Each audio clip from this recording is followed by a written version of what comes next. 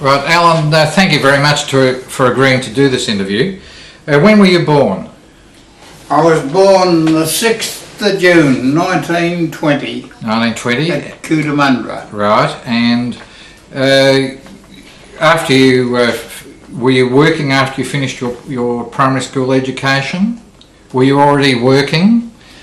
Well, really and truly, I left school at 13 to work. Yes, and what did you do? I did a correspondence course, Yes. and I was helping my old dad we had a farm and a butcher shop. Yes.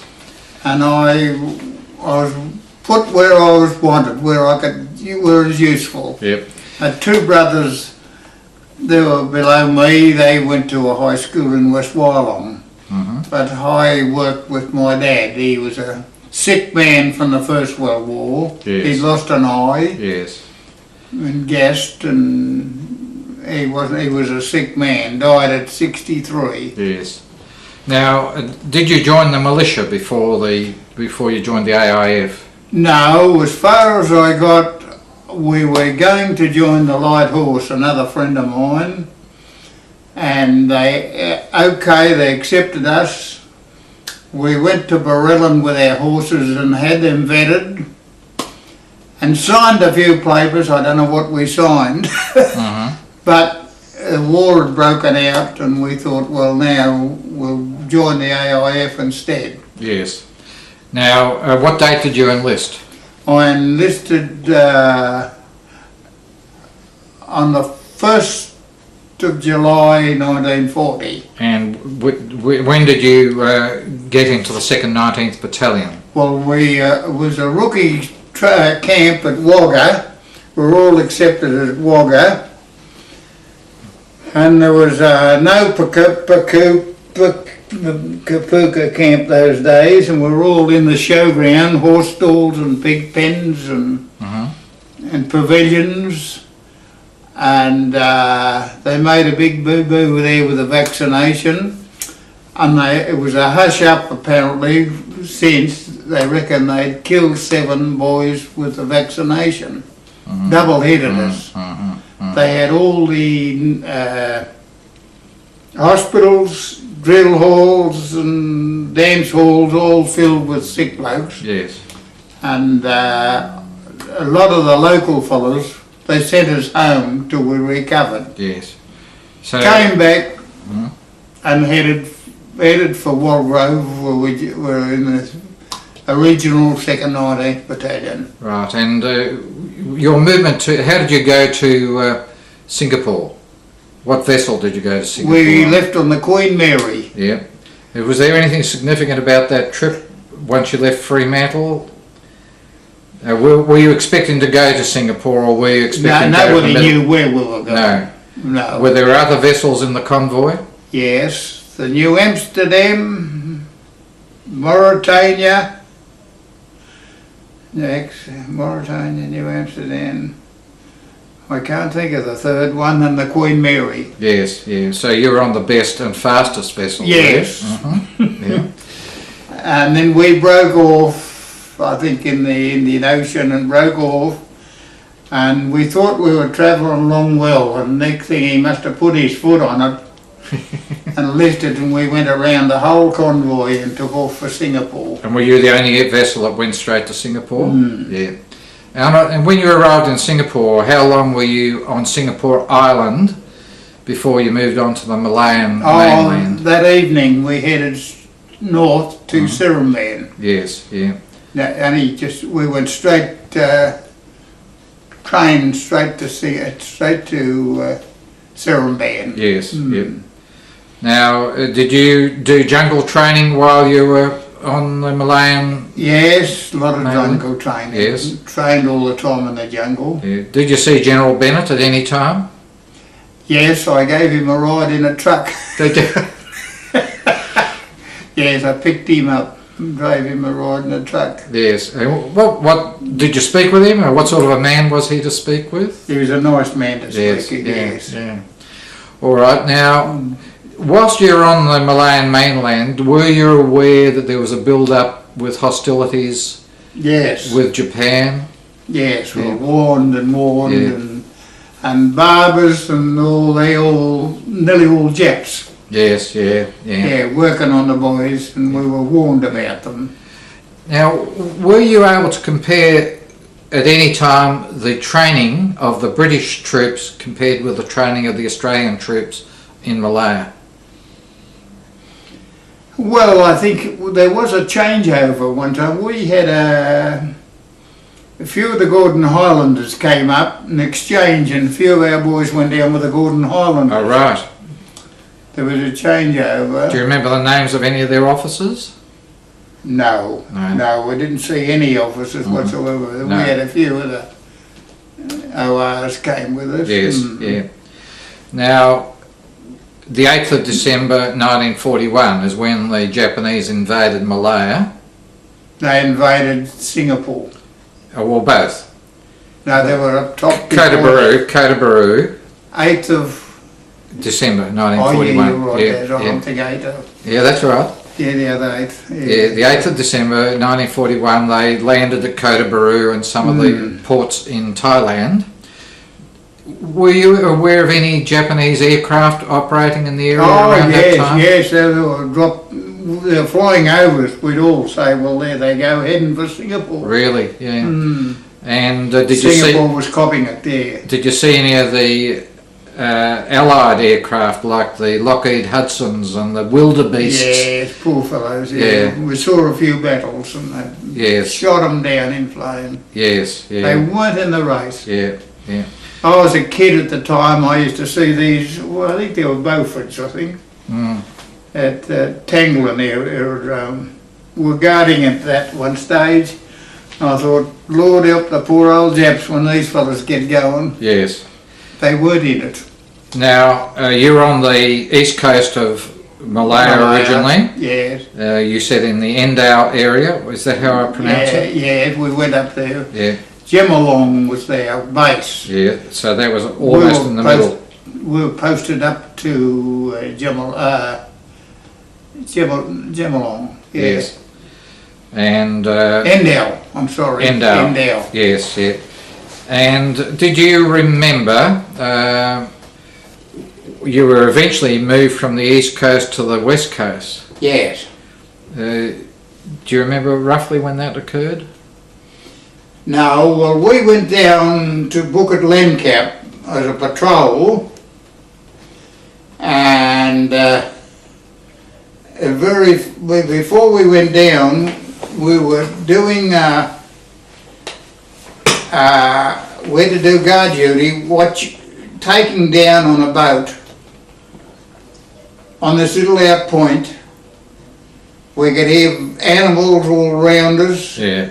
And it's supposed to be one of the roughest parts of Malaya, Yeah. where that buck bring them back alive picture was taken. Oh. We were sitting up there and we could see these fireflies and we were only kids sort of business. We used to be very pleased when daylight arrived. And you'd hear splashing in the water and we thought there were Japs coming up in their boats, in their rowboats. Yeah. But anyhow, we ended up going right down to Bukit Lengkap. But we went, I didn't even want to hear the bit. We were at Bukit Lengkap and there was only about 15 of us. 10 of us were picked to get on the old boat Shannon, an old river boat, had a 3-inch gun on it.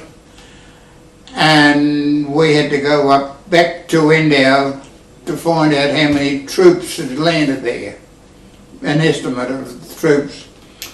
Well, before we got there, we were going over the side in lifeboats to row ashore, and the boat come up, get out. 10,000 troops had landed there that afternoon. There was 10 of us. So we hot-footed it back to Bukit Lengkap. Yes. Got back to Bukit Lengkap, and we were set to go downstream to Robertson's Wharf. And there was a fair story there. We were on this little boat, little motorboat. We had to dump, there wasn't too much room left, ammunition, and I had a boy's anti-tank. rifle, had to go overboard. We had to throw that into the sea. We had to throw the ammunition over because we were just about right waterlogged. We were, and we pulled out, and the old boat started, broke down, and we drifted under some mangroves. Sure enough, a Japanese bomber, fighter bomber come around. He's looking. We're on the opposite side of Bukit Landcap, and he dropped his load on Bukit Landcap. And we were creeping out through the trees, and the mechanic was trying to get the boat to go. Yes. Now, who was the CO of your unit? My unit, Yes. Anderson. Anderson VC. He was there. He was the commanding officer. Yes. Now, do you recall when the Japanese advanced down the mainland and you went over the causeway back onto Singapore Island? Yes. How did you go across? Were you in trucks? We marched across. Marched across, yeah. Marched across, Yeah, and you were one of the last units across. Last units across. We could see Sen Sound, they were, Yes, on a truck filling us across. really, yeah. Yeah. Yeah. I've often not to try and see if I can get that film, but Yes, yeah. Well, I'll see if I spot it at any time. I'll in let the you know. archives, yes. Now, you were then deployed in the defence of Singapore. Do you remember just where that was? Were you on near Bukatima Road, or I think you said that you were located near X Battalion. Is that correct? No, well, we were in the base camp we were in. We had the boys came, there was a boatload of reinforcements came. And there wasn't many left of the 2nd 19th. And a boatload of reinforcements came. And, well, the poor fellows, a lot of them couldn't handle a rifle. They couldn't load a rifle. We were giving ammunition, and we took these boys down the creek and was showing them how to load and fire a rifle and take aim. Yeah, yeah. And I'll tell you who was with us, you've heard of him, Col Bryan. Yes. Oh yes, C.F. Bryan. Yes. Ah. Col Bryan, remember? Now they thought that they'd killed him, didn't they? They did, yeah. Yes. Tried to execute him.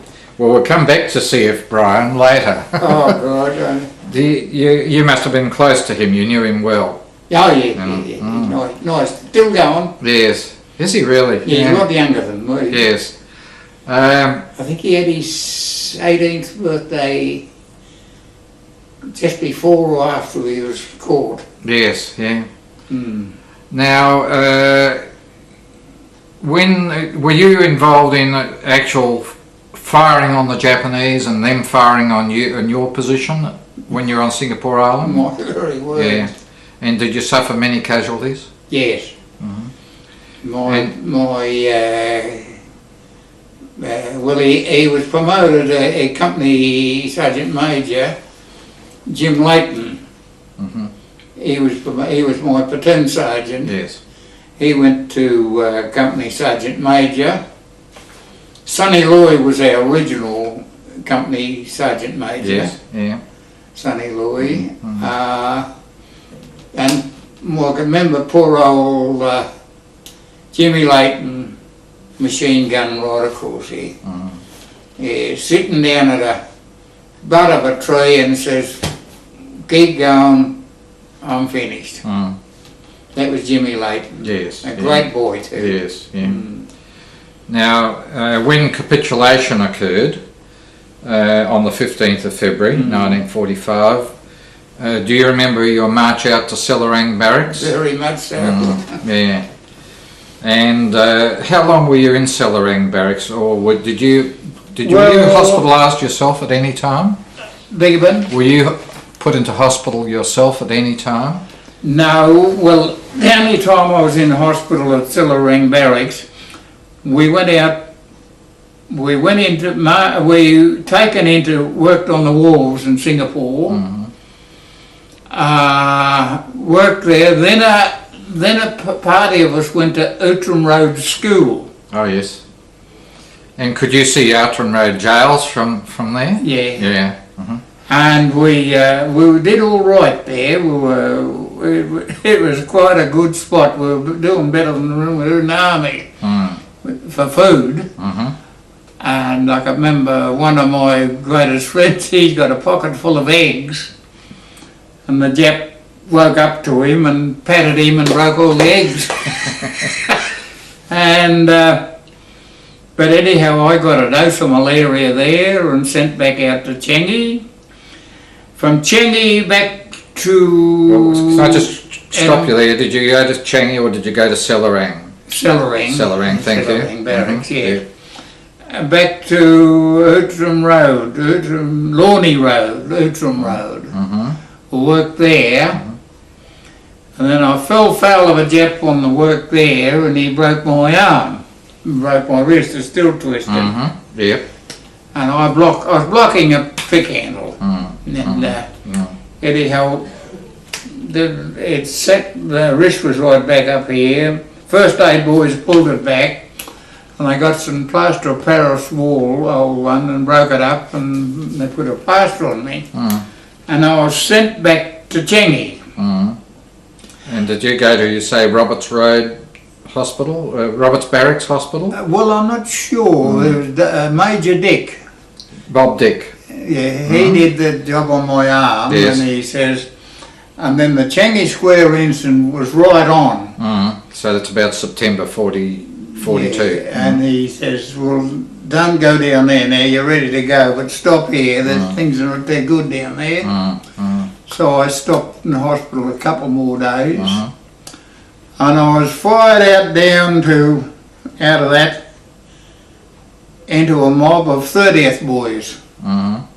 Yes. 30th Battalion. And all I had was half a blanket and a bag and a few things. We went into, I got the surprise of my life. I never saw a more equipped mob in all my life. And then the next thing, there was a red-headed young officer. I've been charged, I'm arrested. I go before Captain Duffy. You've heard of him, Yes. I suppose, Yeah. MMC, I think. And he's reading the riot act out to me, and I finished up, told him what to do, and I said, just get me out of this, I want to see Colonel Anderson. Yes. Yeah. So I got rid of him pretty quick. Yeah. Yeah. But then we went back to Selarang Barracks. Then I've got the arm in plaster. Yes. Told to keep it on for 6 weeks, and after about 3 weeks, they're picking the team to go to Burma and Thailand. Yeah. So I said, I'm going. You're mad. You're supposed to throw your hat up in the air, and where it landed, you went.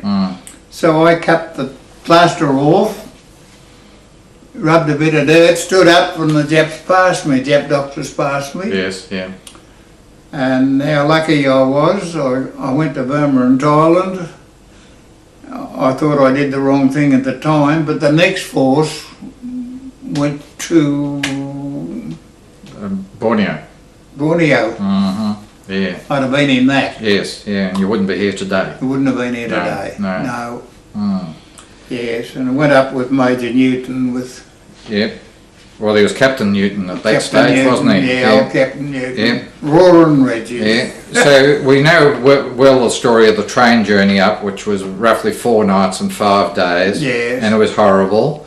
But when you arrived at Ban Pong, how did you then move further up onto the railway? You walked all the way. Yeah. Now, do you remember going up as far as Kanchanaburi? Yes. Or Canberry, as it was called, I think. Canterbury. Yeah. What do we call it? Canterbury. Canberry. Canberry, I think we call it, yeah. Now, from Canberry, you went up to places like Tasso. Yes. Do you remember how you got there? Do you remember walking beside a river and then crossing the river? Or is it? No, I is that a bit can't vague? remember that, but Right. we walked, I know. Yes. And you got to Tarsau. Were there already British troops in that area? Or, Yes. yeah? Any other Australians There's there? two of my great I joined up with. Mm, One fellow was the next number to me. mm, He stopped there, Colin Leslie, mm. and big Scottish family from my district. We were great friends. Yes. We were lifelong friends, grew up together. I worked on the farm there with his father for a while. We were the one that were going to join the Light Horse. Mm, But he got a job in the kitchen. mm, And we left. We went and left him there. But anyhow, the poor fellow, he developed dysentery. mm, And he didn't disclose it. mm, He got sicker and sicker, and he finished up with maybe dysentery and died. mm, mm, mm. Now, from Tarsau, do you remember going to some of the other camps like Tonchan South? Yes. Now, I think you told me something about Tonchan South, about the water supply. Was there a spring or something coming up? Yes, the bubbly spring. Yes, Yes, and yes. there was good water. Beautiful water. Yes. Do you remember there being Brits and Tamils in that camp? Yes. Hmm. And is that where Hiramatsu was? The tiger? Yes. Yeah. Yes. With the tiger. Was it with the tiger all the time on the line? Yes, yeah. Now, what work were you doing what work was the Japanese forcing you to do when you were in Tonchan? Oh, working on the line, Yeah. carrying baskets of dirt, Yeah. rain, hail or shine. So you were doing things like embankments, were you? Embankments, Yeah, yeah. And none of your boys did actually line laying. They didn't put the sleepers No, down. no, we They were had doing the embankments. We they were had doing special teams doing that, That's didn't right. they? Yeah. Now you were in that camp. Was David Hinder with you? Yes, Your yes, battalion MO. Yes. Did you have much to do with him at that stage? Well, David, I used to sharpen his scalpel, Yes. and I carried a bullet between the two arms there, Yeah. and it was always weeping. Uh-huh. He'd say, keep that covered up, don't let an infection get on, or Yes. you lose your arm. Yes. And it was hard there, it was not the thin part of your arm, the thick part of the arm. Yeah. And I walked back with a sharpened scalpel one day, and it was a Yasmi day. He said, hop up on the table, Bridie. He said, I'm going to have a look in there. And he found this little bullet. Ah. Yeah. Oh, Well, Dave. Yeah. Yeah, and it healed up overnight nearly. Yeah. Now was Frank Baker with him there, as his Frank medical Baker, orderly? Yes, Frank Baker. And was he an outstanding fellow? Very, very outstanding. Yeah, yeah. Now you've been at Tarsau, you've been up at Tonchan. Did you go further up? Did you go up to, say, Hintock Road Camp? Yes, Hintock Road Camp. Now, when you're in Hintock Road Camp, it's well known that was one of the camps Weary Dunlop was in. Mm-hmm. You saw him there Yes. working. Did you see the other three doctors that were with him? Dr. Arthur Moon, Ewan Corlett, who lived in this area after the war, Yes. and a guy named Tim Godley. No, no. I remember the Moon and Corlett. Corlett, Yes. yeah. Did you have anything to do with him? Corlett was a good surgeon, wasn't he? And he was a physician. Physician, yeah. Moon was a surgeon, That's right, Moon. I'm Yeah. getting a bit mixed up. and Weary was a surgeon. Yeah, yeah. Yes. Now, did you go up further to Kinsayock at any time? Yes, Kinsayock. Now, that was a big British camp, wasn't it, as well? Yes, yes. Now, did you have an impression that it was a soft camp for the Brits? No, I don't think so. They did it a lot harder than us, I thought. Yeah. They didn't know how to look after themselves, Yeah. I'd say. Now, there was a good stream going through that camp. Yes, yes. Did you ever swim in that, bathe in that I stream? probably bathed in it, yes. yeah. And what work were you doing there? Were you still doing Embankment embankments? work, clearing Yeah. away through the Yeah. scrub. And Well, there was a long embankment in that area, big one. Yes, yes. Yeah, and one where there's a big in fact, I've walked through it where there's a big gully, and there had to be it's only a short bridge, but a very high bridge. Over it. Yeah. Now you're up on the line, and you arrive there in March 1943 or around that day. Yes. And the railway's finished in November 43. What happened to you then? Where were you taken to?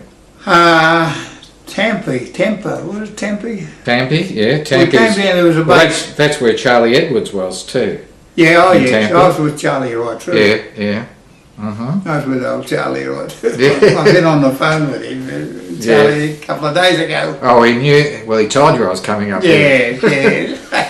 Charlie. Yeah, so you're in that camp. He's got actually a sketch of that camp. Has he? I'll send it to you. He's a character, Charlie. Yeah. I can remember Charlie when we got out of when battalion was formed. I got very sick at just before we left Wargrove. I ended up with pneumonia. Result of the vaccination. I ended taken away, and I was in hospital for about a fortnight, 3 weeks, and poor old Charlie, a little bit of a loner in my book with the boys, and he was a good lad, a real good bloke, and him and I got pretty close to Charlie, you know. He didn't like it at all.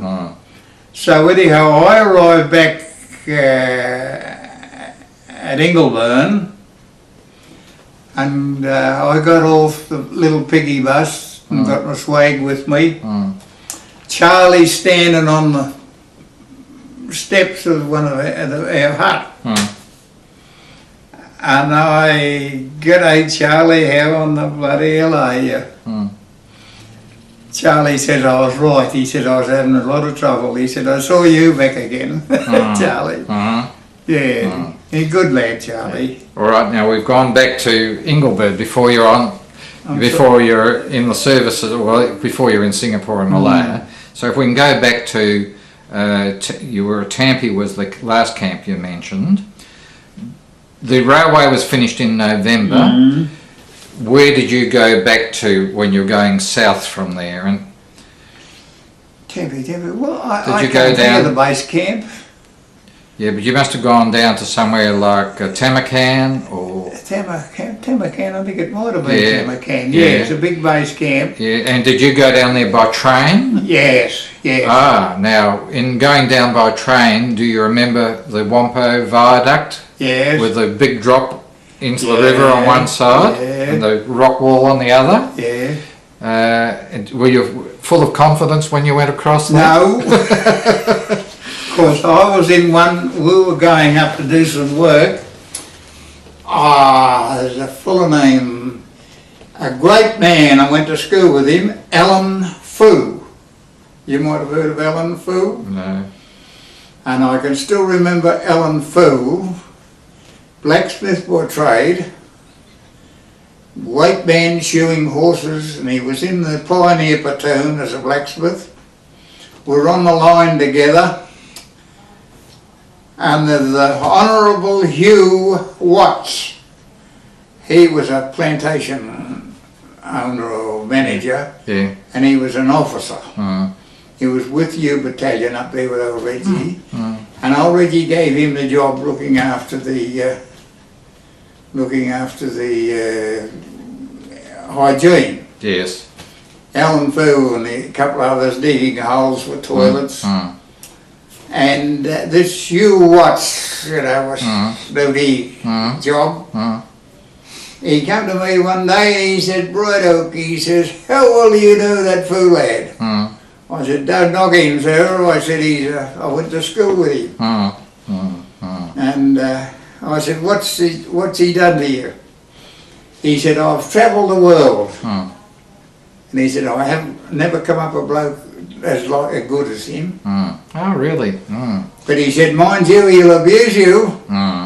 You could hear Fooey going one day, you pommy.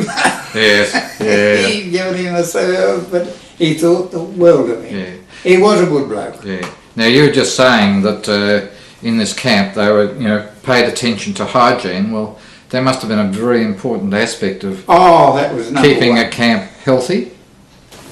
Yeah. It must have been a very important aspect of keeping a camp Absolutely. as healthy as you could. Yeah, and old Reggie roaring looking Yeah. around all the time. And that must have also, Hinder must have been involved He with that was, as well. him yeah. and Reg, Yeah.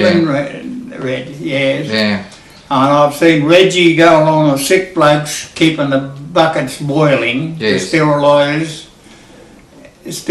the water. If Yeah. it went off the boil, they were sacked immediately. yes, and rightly so. Yeah. Yes, he was very strict and, well, he was very practical, and I think we had the least, I think the U battalion had the least of casualties of any mob in the line. Well, U Battalion had another nickname, didn't it? Was it U Beauty? You beauties, Yeah, yeah. he'd stand up, oh, Yeah. you! Yeah. He's old Reggie. Now, while we're talking about Thailand, I just want to ask, there were a number of other doctors who were with D-Force, and they were Dr. Ian Duncan. You don't remember him? No, little fella. Yeah. Dr. Dick Parker. No, Well, he ended up being on the Bioki Maru with you. yeah. Reg Wright. Alan Hazelton. Well, Hazelton never left Tarsau. He stayed in that area Yeah. there. But there was a dentist with your mob called Captain Jim Finnemore. Do you remember of him at all? Well, I think I do. Yeah. He was working there in one of the camps, treating the boys. I can still remember an old tree leaning over, and he'd made a seat out of it. So that was his, That was his chair. surgical chair. Yeah. Yeah. And we can still remember the time a Jap come up with toothache and he wanted him to pull the tooth. Mm. And the old dentist was trying to get some cocaine for him. Yes. And he put off a and then he got a smack over the ear for it. And he said, right, get in the chair and that. And he grabbed hold of it and you could hear the Jap roaring all over the camp. Yeah. When he hooked onto it, he wouldn't let go. Yes. And poor old fella pulled the tooth out. I think he was waiting for the alderman The bashing. bashing, Yeah. and the Jap pulled a packet of cigarettes out of his pocket and gave it to him. Really. He was grateful. Yeah, and the fellow wiped his forehead. Well, I understand that the Japs preferred to be treated by the Allied doctors and dentists rather than their own. Absolutely, Yeah. they were. Yeah. So some good was there. Yeah. Now, when you came down from Tarsau down to around the area near the bridge, do you remember going through a camp called Chongkai? No, Chiang Kai was a hospital area, wasn't it? It was. Yeah. Yeah. Yeah. Yeah. That's where my poor old friend called Leslie was buried. Yes. Yeah. Chiang Kai. And what about Tamarkan? Did you get off at Tamarkan? Yeah, I suppose. Look, I can't remember really. Yeah. Yeah. Tam Wan, does that ring a bell? Who? Tam Wan. Yes, I remember the name, but I just can't remember. Look, it's a long time ago. I know it is. Yeah. Now, which camp do you know? Which camp you were in when you were selected to go to Japan? That base camp, Tamuan, is it? Tam Wan. Yeah. Tamuan. Yeah. Yeah. Yes. So there were lots of you chosen there. Japs examined us all. Yeah. Yeah. Yeah. Do you remember any of the doctors who were in that camp? Australian doctors? No, No. no, I think only Dave. David Hinder, Yeah. who was with you. Okay, now, when you were chosen to go to Japan, which must have been in about 1944, was it? Yes, but June I think it was. Yeah, okay. From Thailand, where did you go to? Did you go to Saigon or did you go by train down to We trained down to Singapore. Singapore? Right, now which camps did you go into when you went back to Singapore? You wouldn't have gone into River Valley Road, or? Yes, River Valley Road. Uh-huh. That's it. And what sort of a camp was that? Pretty rough, very, very rough. Yeah. And we finished up, they were worried about us. I don't know what they were worried about. And there was a big building, I can still remember it, a big building. They were going to cement the floor. Mm. And all the stone was down on the floor, and we slept on the stone. Yeah, yeah. They put us in there. They didn't know what to do with us, so we were locked in this building. Yep. Stone. We just had to shift a few stones, and of course we were pretty seasoned by then. Yes, yeah. My hip bones were like an old cow's knees. Yeah. Now, did you still have your half blanket, or had you Half got something blanket. better? Yeah. I still had my half blanket in the bag. Yeah. What is your what you like haversack? Was it? Or? We had a no, we didn't have a half blanket in the bag, just tied up together, and we had a gas bag to carry always carried our eating gear in it. Right. A Dixie and a spoon. Yeah. Now, some of the guys didn't have blankets, and they just used old Hessian bags That's for a right, blanket. anything at all. Yeah, yeah. What did you sleep on when you were in River Valley Road? Were you just lying on that rough concrete? Yeah, that you yes, mentioned? that's all we had. Yeah. And get your pack or something and put Yes, it under and there then for a we pillow. were issued with some clothing to go on the boat. Yep, yeah.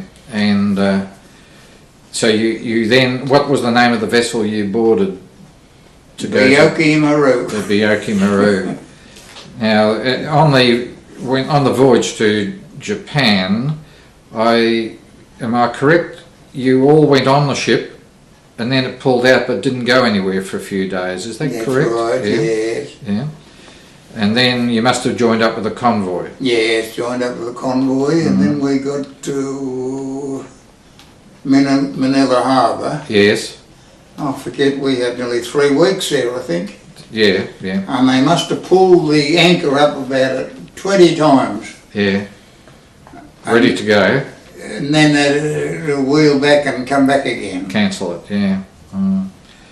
And so Captain Reg Newton, later Major Reg Newton, was on that vessel with you. Yes, David Hinder. yes. And you don't know many of the other people who are on it.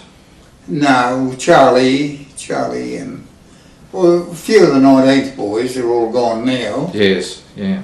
They were with us. Tony Tenacia, Yes, yeah, he was with me. yes. Yeah, and Bert Donaldson, one of my greatest friends, he was a sergeant of 17 platoon. Yes. John Varley's more, but him and Yes. John didn't get on well. Oh, didn't they? Did John go to Japan? I don't know. I we- don't know. We know his father lost his life. Yes, that's right, Colonel Varley. Mm. Brigadier Varley. John's still going. Mm. He's up and he doesn't mix much. He wasn't a real popular boy. Mm. Mm. He was I remember him coming to D Company. He was a sergeant in 17 platoon. Mm. Then he went and did an officer's training course. Came back because he just got a bit above himself, you know. And he wasn't real popular. Well, I think it would be difficult being the son of a senior officer. That's right. Yeah. Yes.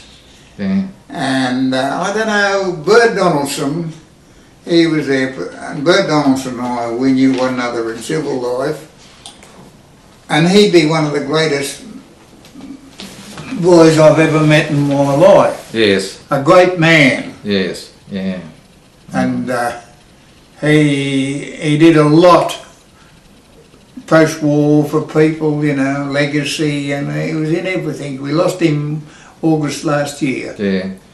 Well, what you were saying then, I've been in David Hinder's home, and the files he had on people there, where he was fighting for them to get assistance from the Department of Veterans Affairs.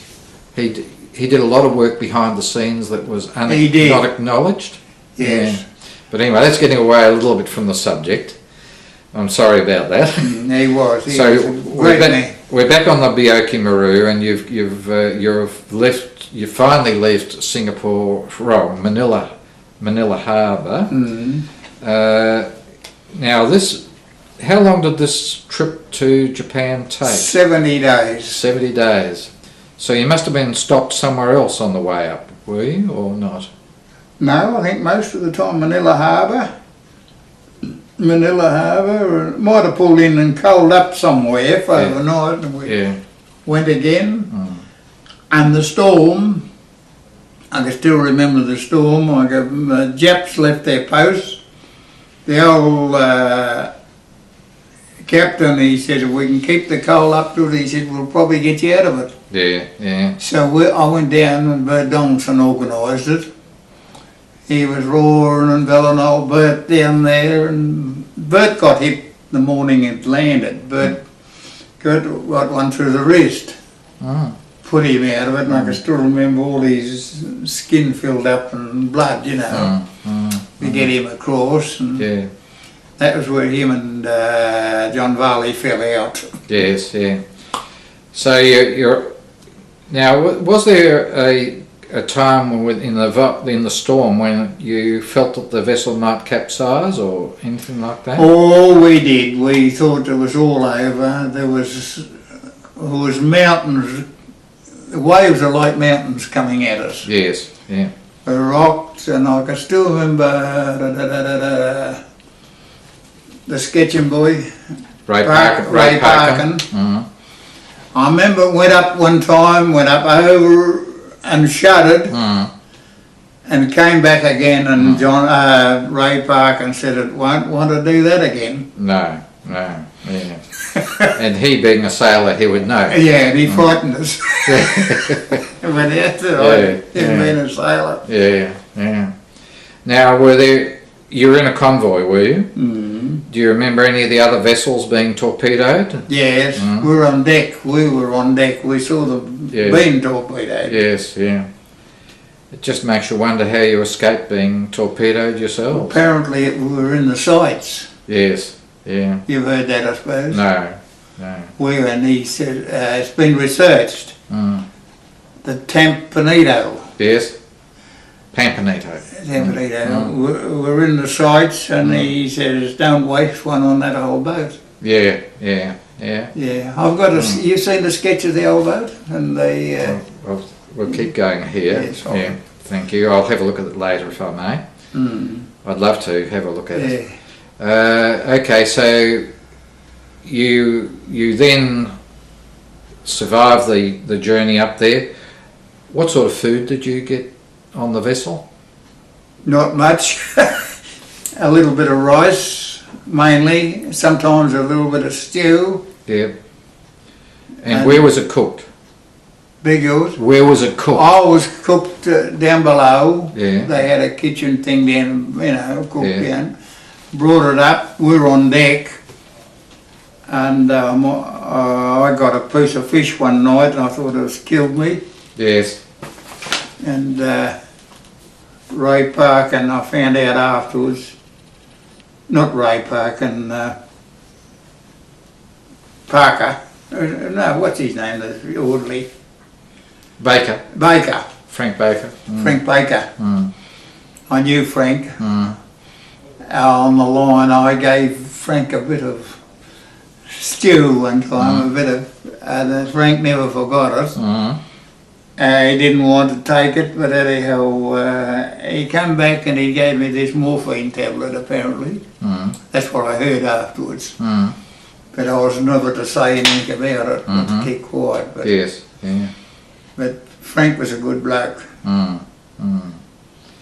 So you're on the vessel and you arrive in Japan. Which port did you arrive at in Japan? Moji, I think it was Moji. Yeah, on the South Island. Yes, that's right, Moji. Yeah. And had there been any deaths on the vessel on the way up?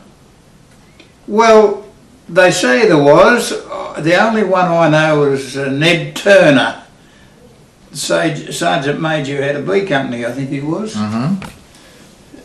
Ned Turner. Yes. Ned died. And I remember, you know, the poor old fellow pushing him overboard, and it was very sad, but I heard there's a few Dutchmen died, and I didn't see that really. But I heard there was more.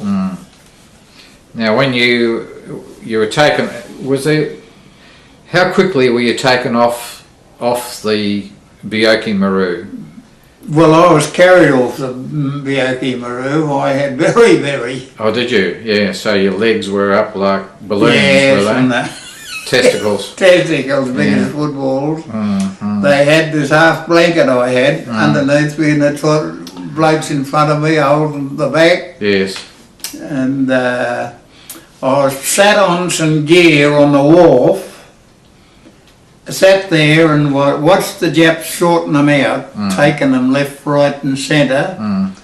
And I saw Sandy go, Sanderson. Then I saw Bert Donaldson go away with another. I thought, this is the end of it, this is where we come to the end of it all. And a Jap come along, I can still remember he had a striped jacket on, young Jap. And he felt my pulse, and he put his hand in his pocket and pulled out a little case with a needle, and gave me a shot. I don't know what it was, but I could have swum home. It was a beauty. Made me feel very good. Yes, yeah. And then we were carried down. I was carried down, put on a barge, and Reggie Newton was with us. Put on a barge. We're taken across the bay to Ohama. I had my first and only piece of bread. When we got on the barge, they handed us this bun. That was the only bit of bread I could remember in the whole time. When you were at Moji, were there any civilians around or women around? Did you see women for the... No, I didn't see any women about. Mainly just workers round the wharf and that's all, yeah. Okay, so you get to Ohama. What was the camp like? Was it fenced in, or what? Did it have a fence around the camp? Yeah, electrified fence. Yes, yeah. And what was your accommodation like? Well, we thought it was quite good. We went down on this Koya matting stuff. Yeah. And it was just starting to get cold. And we felt the cold too, because we'd been in the tropics for so long. Of course, everybody had to keep getting up, you know, 5 or 6 times a night you had to get up. Now, didn't you have to put a tag on the end of your bunk or something to show where you were? Like yes, there was the toilet nails all out on a board. Yes.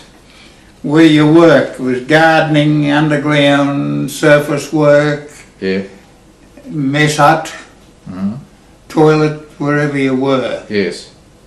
Yeah. You had to do that. So if ever they had a Tenko, they knew where you were. You knew where you were, yes, that's right. Now who were, in your group, who was in charge? In your small group, maybe, who was in charge?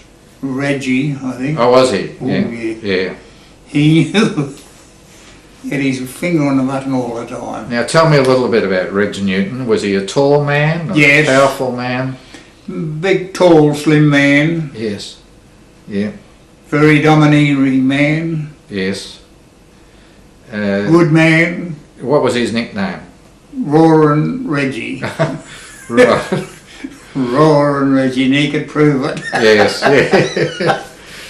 So how did he get along with the? I'll come in your camp in Ohama. How did he get along? From your observation, how did he get along with the Japanese? Well, he could handle them. Yes. Yeah.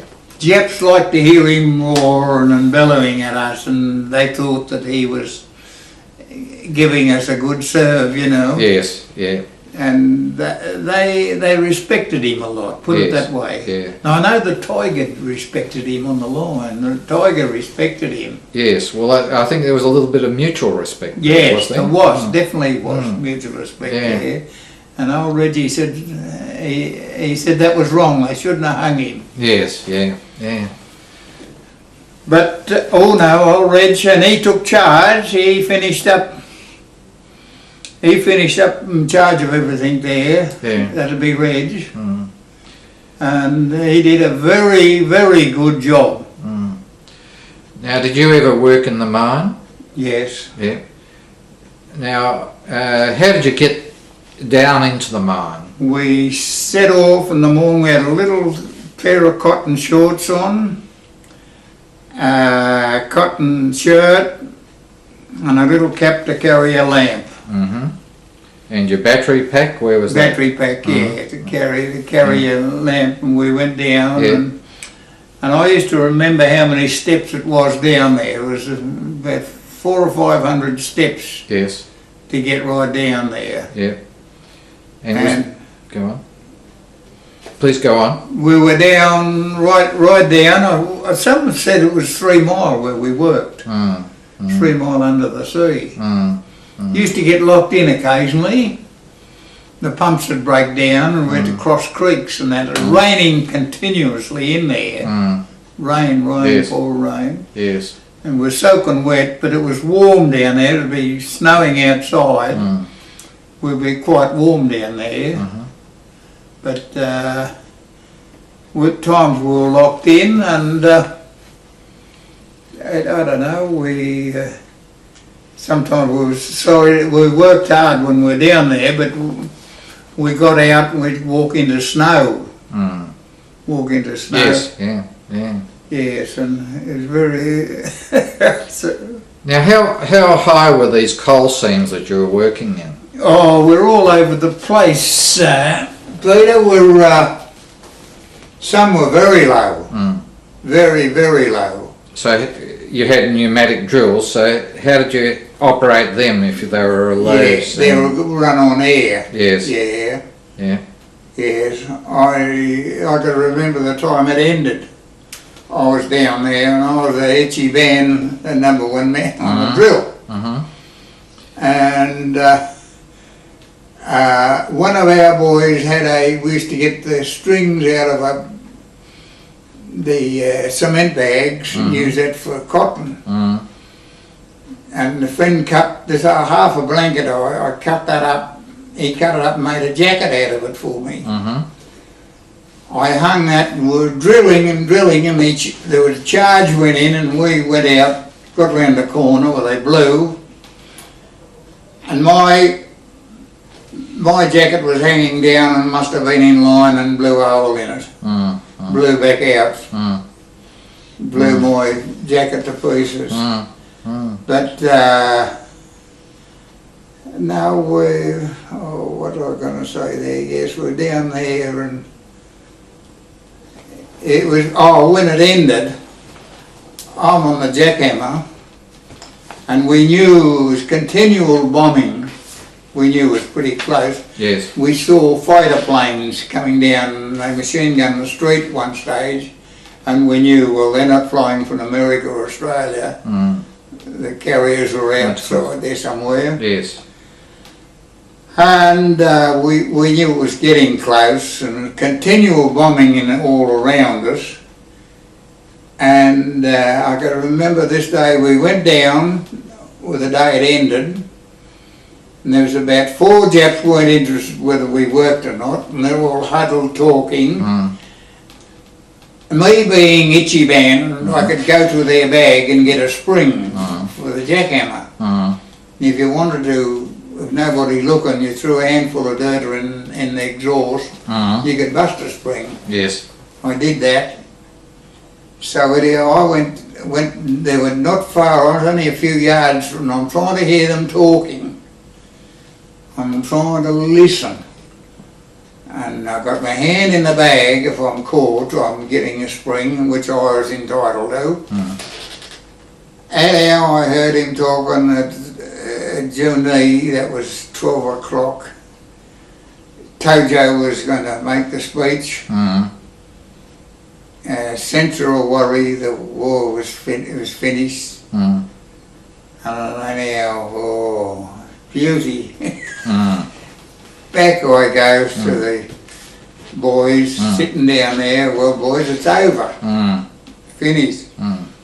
they looked up, said, poor old Bridie, you know, you reckon he's one of the strongest we had, but he's gone. Yeah. Yeah, because the war had ended 1,000 times while we were prisoners. Well, I said, it's fair dinkum this time, and I got cranky and I wouldn't talk to him. Yes. So, next thing, Haku boy, we call him, little fellas, they used to get a little short fella to sit in the boxes, Hakus we called them. He sit in the Haku and he came down all out. So we walked back then, we packed up and walked past the 3 or 4 sitting there, and they never got up, stood up, never said nothing. So we walked, and we got to, we called King's Cross, we called it, a marshalling area in there. And we were one of the last to get out. Where you been? Yes, yeah. So we all got together and we all marched out together. And who organised that? One of the senior boys there with us all marched out together, and I could remember old Reggie, poor old fellow's trembling he was. He said, I hope you blokes know what you're doing. He says, and we didn't get counted in. We used to have to be counted in. And we walked straight through, and that was about a bit after lunch. Then the bugle went for the night shift to go out. They went down and got their bit of rice. They lined up. They went up to the guardhouse. They counted them. And then there was a hesitation for about a minute or so. They used to open the gates and let us out to go down to the mines. Yes. Dismiss. Yeah. Well, the whole camp was watching and listening, it roared. Yeah.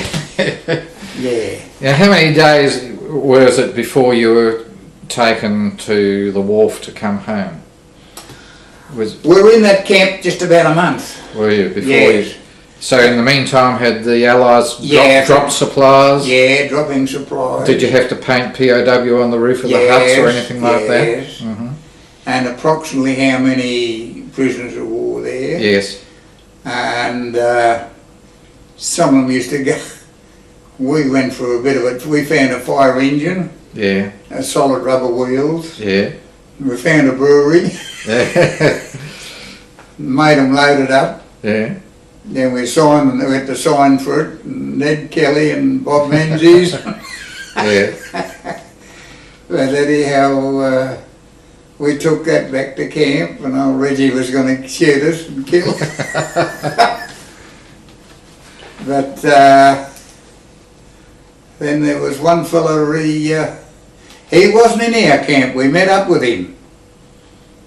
A fellow named Bligh. We christened him Governor, old Governor Bligh. Yeah, yeah. And he was with us, and he said one ambition in life was to rob a bank. So he had a revolver on it, Jap revolver hanging on it. He walked into a bank and fired one in the roof and got an armful of money and walked outside and threw it all out to everybody. They all helped themselves. Excellent. Did you bring any of that home? No, I have got some invasion money. Yes, yeah. Yeah. Now, which port did you leave Japan from? Was it Nagasaki or? Wakayama. Wakayama. So you never saw either of the areas which were bombed by the atomic bombs? No. No. Now, what vessel did you board to leave Japan? Well, they put us, we finished up, when we got on the train, we thought, what beautiful train, it's smooth. That's the first thing we impressed us. We got to Wakayama Harbour, we pulled up, and there was an Australian naval boat in there. Yes. And they all the boys lined up, the first blokes we met. Yes, yeah. And it was great. They all, I think we kissed one another. Yeah. And I had a sword.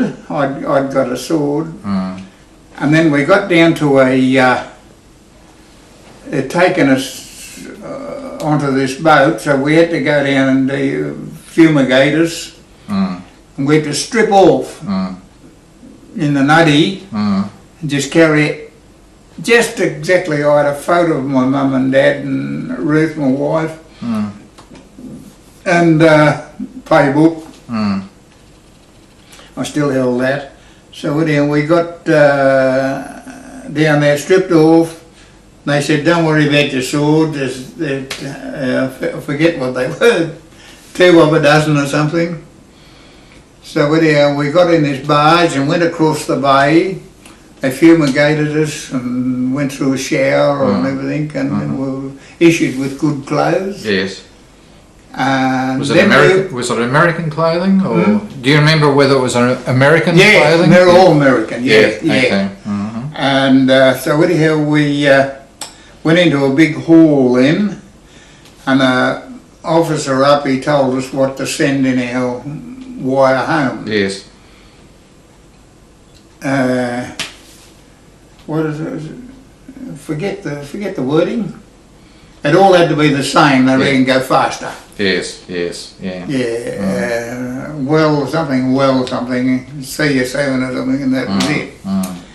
So then we went up onto this beautiful big, it was an oil tanker converted to a hospital ship. Yes. We went onto that, Mm-hmm. and there's the boys up the top end there waiting as we were boarding it. Anybody had a sword, they had beautiful cameras, they'd swap us for a sword. Yeah. Yeah. And you wish you had yours. We'd throw it away. Yeah. Yeah. So we got on this boat, and we never saw so much beautiful food in all our lives. Yeah. Yeah, beautiful. And they looked after us. And then we got to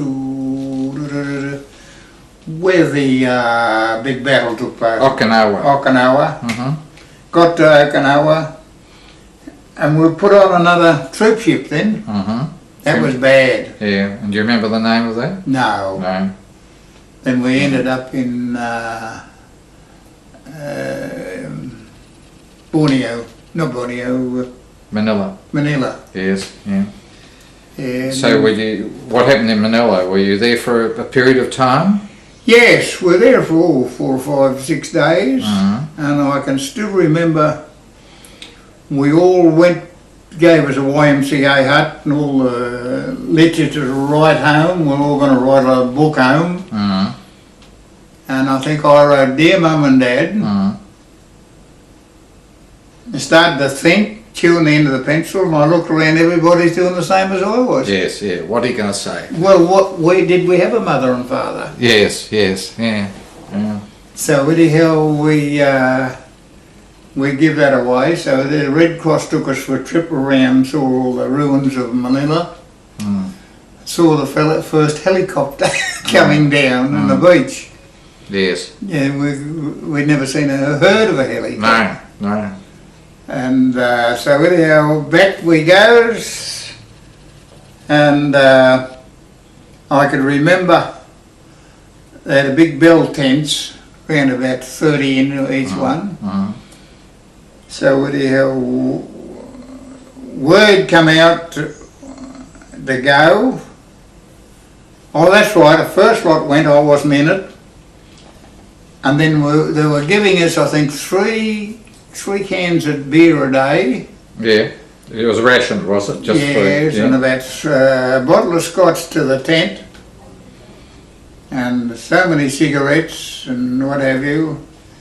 Anyhow, the first lot went, I went down with my party, took them down, and I got the full ration. Yes. The next day for the whole tent, and they'd gone over them. Yes. Yeah. But anyhow, I finished up with the next lot, my name came out, and I was supposed to board the Formidable. Yes. And I woke up with malaria. Oh. So I went out, and there's a gale blowing. I went out, and we got banged up against the side of it, and the old bloke said, this is it, we're going back. Mm. I went back, and I don't know what happened, I ended up in hospital. Mm. I ended up in hospital, and next morning it was fine, they went and left me. Yes. Yeah. And then I'm doing it, I reckon I'm tough, you know, and I'm right in a day, next day, a day after I'm right. Mm. Now I'm not sick enough to go, they're taking the cot cases. Yes, yeah. Couldn't win. Yeah, But we had a very hard, I reckon, a tough trying to get home. yeah, yeah. And then I fell foul of the nurses there. There's one there, he's a Canadian, he was dying. He wouldn't eat. Mm. And the nurses are rubbing his forehead and holding his hand, and you know, and then he's crying, he wouldn't eat. Mm. And I said to the doc, and I said, what's wrong with that bloke? And he says, I don't know. He said, he'd be right if he could eat, if he'd eat. Mm. I said, tell those nurses, I said, to put it there and fit all. So anyhow, they did that. So I walked up to him and I said, come on mate, how you going? Anyhow, I said, have some of this. And he started to cry and I slapped his face and grabbed him, Yes. shook him and roared like old Reggie at him. And I was spoon feeding him. Yes. The nurses going everywhere. Yeah. The old doctor, he's down there. Give it to him. Yes. They wouldn't talk to me and I was getting about 3 needles a day. They used to be in charge of me. They'd give me hell.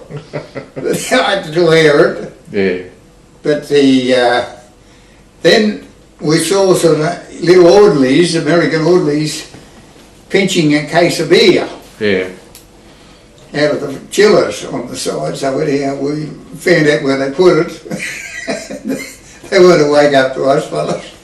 So we were all sitting out and we had this fellow with us, Yeah. drinking him. We was drinking with us. Good. And the nurses, they come along and they just couldn't, she one point and she said, you called him some terrible names. Yeah.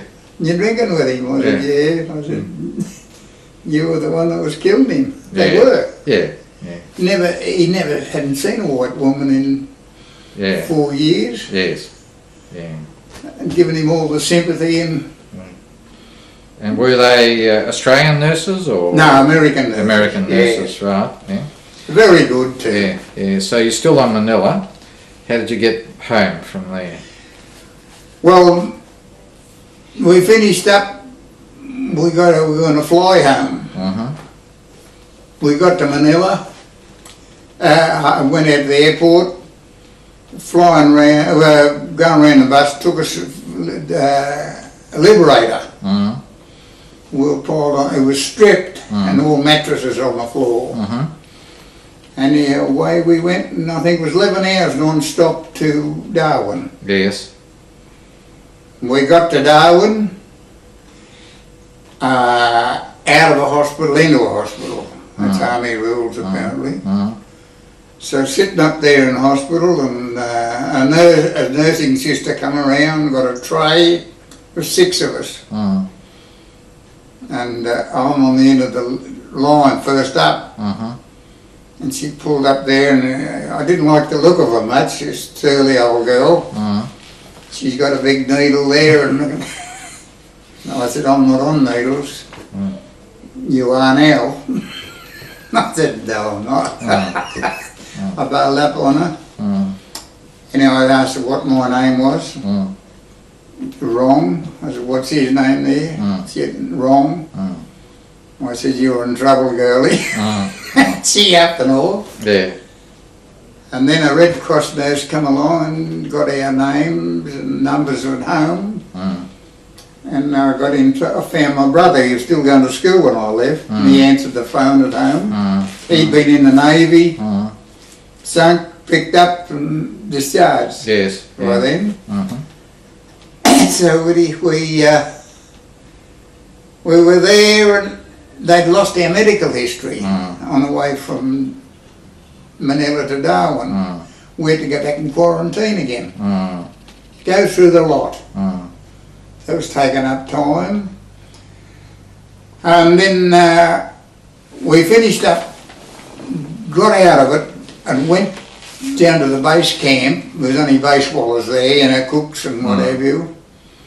And they didn't want to send us there. Well, they said, if you send us home now, we're going to go in the hospital. My parents, my future wife was waiting there, and my sister was waiting at Sydney for me.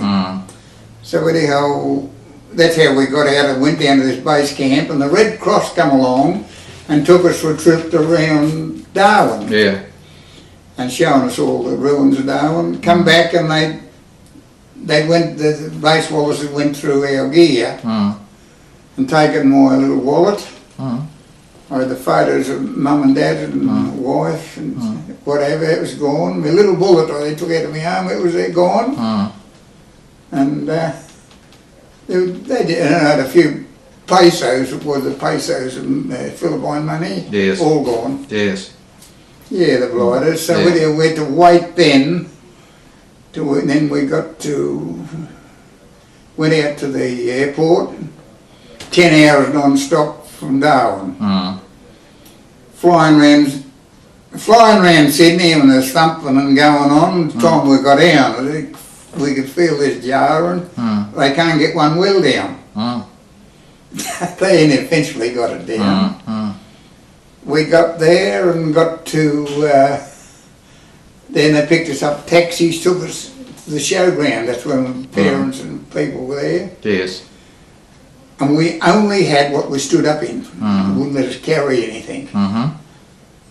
So on the way from Darwin to Sydney, they lost my paybook, the new one they gave us, and the AB83, you know, the issue book. Oh yes, yeah. They'd lost it. We can't get any money, we can't get any clothes. So we found a major, he was a quartermaster bloke. We told him the story. There's about 4 or 5 of us. Well, poor old fellow looking at us, he really sympathised with us. He says, what do you want me to do? We said, give us a playbook and AB83, get some gear. Yes. He said, can I depend on you, give you a name, rank and number? Yes. That's right, it's got to be right. Yeah, it'll be right, so we got that. Yeah, yeah. So we went around and filled the book up and we got some money, headed for West Wyalong. Yeah, now tell me, when you first saw your fiancée? When did you first see your fiancée? She was waiting there. Yeah. Yeah, she was waiting there for me. She nursed at Atherton Tablelands during the war. She was in the Amwars. Yes, yeah. She was there waiting. And she recognised you straight away? Yeah. Because some people didn't. Yeah, a lot of them didn't. Yeah, No, we all knew one another pretty well. No, I fared fairly well. I was always a pretty fit sort of a fellow. And what date were you discharged? 16th of January 1946. Right. And what assistance did the government give you to, settle back into civilian life? Nothing. Nothing. They told us to go home, forget about it, don't talk about it, get on with the job. So what job did you resume in? Was it the family business or? No, I bought a butcher shop. I bought a butcher shop out at Wythally, a little town. Oh, it was quite a good little town, and I had a contract with bought the contract supplying the mines, the Gibsonvale tin mines. I had 70 or 80 customers out there, and it was only 3 trains a week way out west, middle of New South Wales. I worked my butt off. Yes. But I tell you what I did get off them. Well, they didn't give it to me. I got a Chev utility. I got that off them. Had no conveyance, so to do the run. Yes. Do the run out to the tin mines. And the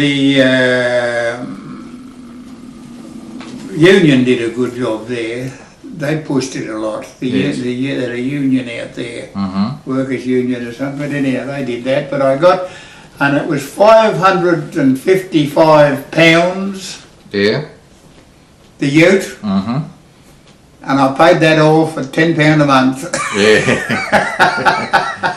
Yeah. Plus, I think of only about 2% interest. Yes. I think. Yeah. Now, what date did you get married?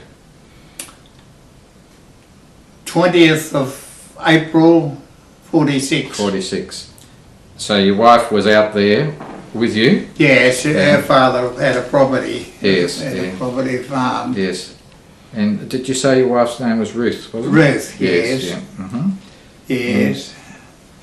Ruth, a very capable lady, Mm-hmm. a wonderful pianist, and Yes. yeah.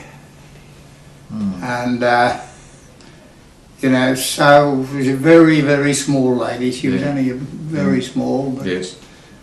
and there, yes, we finished up. I worked out there and I sold the place. So they were closing down Country Killing Works. Mm. I was wholesaling there for about 4 other shops before I left. Yes. Yeah.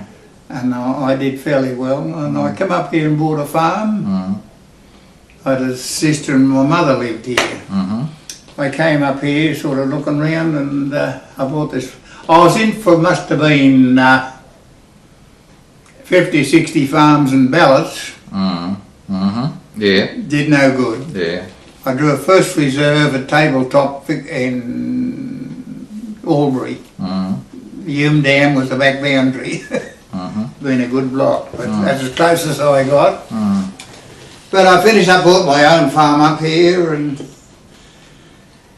well, I'm not a good businessman. I suppose I paid cash for everything, Mm. and then the drought hit. Mm. 65 droughts, the biggest drought in the history of this district, Mm. and you couldn't give cattle away. The wool market was down. I finished up. I bought a motel, sold out, bought the motel and caravan park down the southern end of town here. Yes. Yeah. Mm. And how many children did you and Boy and a Ruth girl, have? that's all I Mhm. had, yes. Yeah. And I didn't have an education, but I thought, well, I'm going to try and educate. Beryl went to Church of England Grammar School at Strathfield. Yes. Bruce went to the Ag College at Tamworth, Farrer, Yes. and then he went on to uni up at Armidale. Yeah. And I had to keep those there, and it was hard work Yes, to keep them yeah, there, but I yeah, got through it yeah. good, and Yeah. I got them through. I wanted to educate them.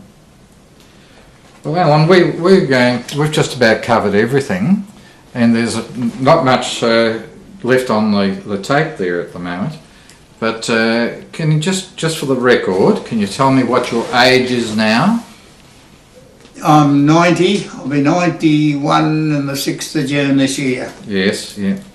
90. You're looking very good for a 90-year-old, I might add. And may I say thank you so much for the privilege of interviewing you today. Well, thank you for coming up and seeing me.